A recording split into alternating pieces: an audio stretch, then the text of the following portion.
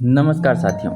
आज के वीडियो में आपके साथ डिस्कस करने वाले हैं एक और सबसे बड़ी अपडेट को लेके जो कि आ रही है बिहार से। जैसा कि आपको पता है बिहार में आगामी कुछ महीनों में चुनाव होने वाले हैं, तो उसको मद्देनज़र रखते हुए वैकेंसियों की बौछार है। जैसे अभी बारिश हो रही है उसी प्रकार नई नई भर्तियों की भी बारिश हो रही है बिहार में। तो उसी में से एक वैकेंसी अपने नर्सिंग के काम की निकाली गई है, जिसमें कॉलेज ऑफ नर्सिंग में ट्यूटर की वैकेंसी है। डिटेल में डिस्कस करने वाले हैं। वीडियो को शेयर, चैनल को सब्सक्राइब कीजिएगा ताकि आपको हर एक लेटेस्ट अपडेट मिलती रहे।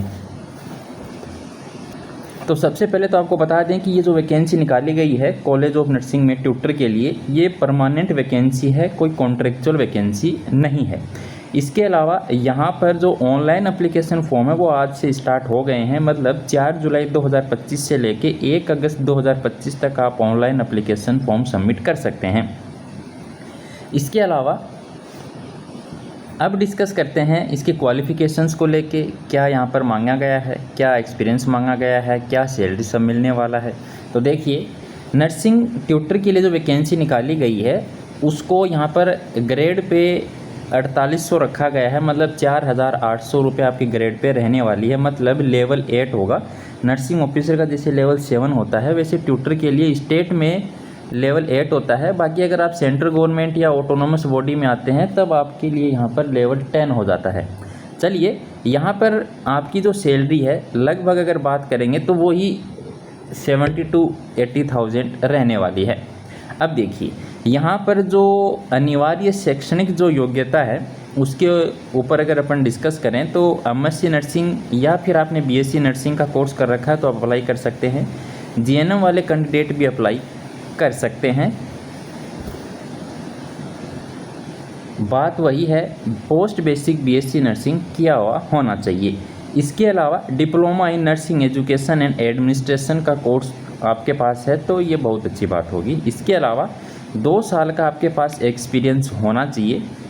इसके अलावा जो बिहार से बाहर के जो कैंडिडेट हैं जिनको जनरल में काउंट किया जाएगा उनके पास बिहार नर्सिंग काउंसिल का सर्टिफिकेट तो नहीं होगा, लेकिन आईएनसी के द्वारा जो जिस कॉलेज से उन्होंने नर्सिंग की होगी, एमएससी नर्सिंग की होगी, अगर आप बिहार से बाहर के हैं तो वहाँ से एक सूटेबिलिटी सर्टिफिकेट मिलता है कि आपने जिस इंस्टीट्यूट से कोर्स किया है वो आईएनसी से मान्यता प्राप्त है कि नहीं है। वो सर्टिफिकेट आपको लगाना होगा। आईएनसी से बन जाता है ये 500 से 700 रुपये शायद इसका एप्लीकेशन फ़ीस लगती है, तो सर्टिफिकेट मिल जाता है।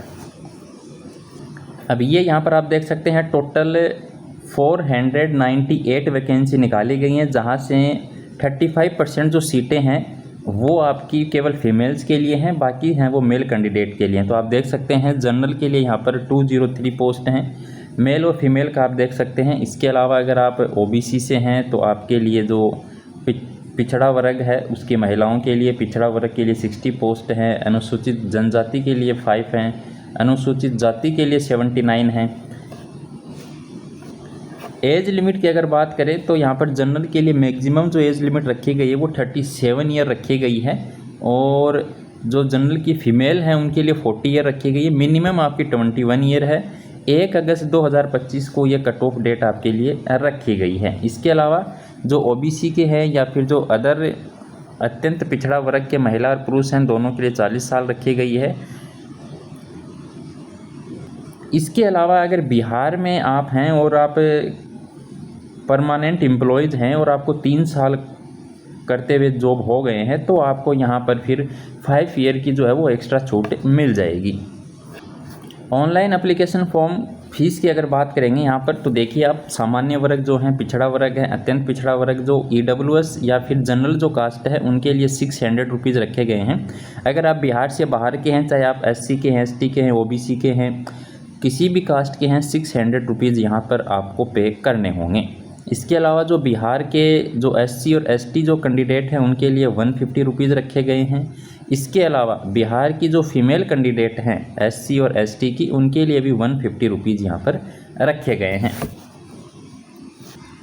चलिए अब डिस्कस कर लेते हैं कि सिलेक्शन कैसे होगा और एग्ज़ाम कब तक हो सकता है। तो चयन जो प्रक्रिया है, मतलब जो आपका सिलेक्शन होने वाला है वो सीबीटी एग्ज़ाम के बेसिस पर होगा और आपके पास कितना एक्सपीरियंस है उसके आधार पर होने वाला है। तो जो आपका सीबीटी एग्ज़ाम होगा वो 75 मार्क्स का होने वाला है। इसके अलावा जो एक्सपीरियंस आपसे मांगा गया है उसके अंदर ये है कि 5 नंबर आपको मिलेंगे 1 साल के लिए। तो मैक्सिमम यहाँ पर 25 मार्क्स हैं वो आपको दिए जा सकते हैं। तो इस प्रकार से ये 100 मार्क्स का आपका टोटल सिलेक्शन प्रोसेस होने वाली है। CBT एग्ज़ाम यहाँ पर करवाई जाएगी, कब करवाई जाएगी इसके लिए कोई डेट मेंशन नहीं है, लेकिन अगर चुनाव से पहले करवाना है तो सितंबर में ये एग्ज़ाम करवाना कंपलसरी होगा। उसके बाद तो फिर आचार संहिता का जो प्रोसेस है वो स्टार्ट हो जाता है। इसके अलावा यहाँ पर जो परीक्षा का जो पाठ्यक्रम रखा गया है, जो सिलेबस है या फिर उसका जो स्कीम ऑफ एग्जामिनेशन है वो यहाँ पर देख लीजिए आप। 100 क्वेश्चन होने वाले हैं। सभी जो हैं वो आपके क्वेश्चन जो होंगे वो यहाँ पर हमें लगता है इंग्लिश लैंग्वेज में होंगे, दोनों में ही होंगे, हिंदी और अंग्रेजी दोनों भाषा में ही होंगे। इसके अलावा एग्ज़ाम है वो 2 HR का होगा आपका और 100 अंक का होने वाला है।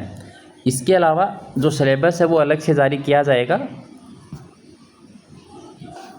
इसके अलावा जो आपका एग्ज़ाम होने वाला है वो अगर 1 से अधिक पारी में आपका लेंगे तो फिर यहाँ पर नॉर्मलाइजेशन होने वाला है, अगर शिफ्ट में एग्ज़ाम होता है तो। नेगेटिव मार्किंग रखी गई है 0.25, यहाँ पर आपका नेगेटिव मार्किंग रखा गया है।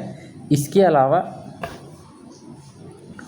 जो कट ऑफ मार्क्स आपके लिए रखे गए हैं क्वालिफाई करने के लिए बिहार ट्यूटर वैकेंसी के लिए, तो उसके लिए जो रखा गया है वो सामान्य वर्ग मतलब जनरल के लिए 40% है, पिछड़ा वर्ग के लिए 36.5 है, अत्यंत पिछड़ा वर्ग के लिए 34% है। बाकी जो SC ST जो कैंडिडेट हैं और जो फीमेल्स हैं PWBD कैंडिडेट हैं उनके लिए 32% यहाँ पर निर्धारित किया गया है। इससे कम अगर आप नंबर प्राप्त करते हैं तो फिर यहाँ पर आप क्वालिफाई नहीं हो पाएंगे, चाहे आपके पास कितना ही एक्सपीरियंस क्यों ना हो। ऑनलाइन एप्लीकेशन फॉर्म सबमिट करने जा रहे हैं तो आपके पास ये सभी डिटेल्स होनी चाहिए। 10th की मार्कशीट होनी चाहिए, आपका सर्टिफिकेट आपके पास होना चाहिए, इसके अलावा एक्सपीरियंस सर्टिफिकेट आपके पास होना चाहिए, बिहार के हैं कि नहीं हैं उसका बोनाफाइड सर्टिफिकेट होना चाहिए, कास्ट सर्टिफिकेट होना चाहिए, सारे डिग्री डिप्लोमा सर्टिफिकेट आपके पास होने चाहिए। अगर आप बिहार में ही हैं और बिहार में आप कॉन्ट्रेक्चुअल बेसिस पे ट्यूटर की जॉब अभी भी कर रहे हैं या कर रही हैं तो आपके लिए जो परफॉर्मा दिया गया है उसको सबमिट करना होगा। ये आप अपने जहाँ भी जॉब कर रहे हैं वहाँ से आपको ये बनवाना पड़ेगा ताकि आपको एप्लीकेशन फॉर्म भरते टाइम ये अपलोड हो सके। ये वो परफॉर्मा दिया गया है, आपको हमारे टेलीग्राम चैनल पे ये मिल जाएगा। जाइए वीडियो को शेयर, चैनल को सब्सक्राइब कीजिए। तो लेटर हेड में आपको वही है जो आपका अनुभव प्रमाण पत्र है, जो दिनांक आपका भी इसको बनवाएंगे, संविदा आधार पर आप कब से काम कर रहे हैं, किस मतलब इंस्टीट्यूट में आप काम कर रहे हैं, कब से कब तक हैं, आपको कितना सैलरी वहाँ मिलता है, तो सारी बातें यहाँ पर हैं। इसके अलावा जो प्रिंसिपल हैं या फिर जो सिविल सर्जन हैं, डॉक्टर हैं, वहाँ के जो भी आपके स्टेट में जितने भी आपके डिस्ट्रिक्ट्स हैं तो डिस्ट्रिक्ट वाइज जो वहाँ पर चीफ मेडिकल ऑफिसर बैठते हैं आप उनसे भी इसको सर्टिफाइड करवा सकते हैं। धन्यवाद साथियों।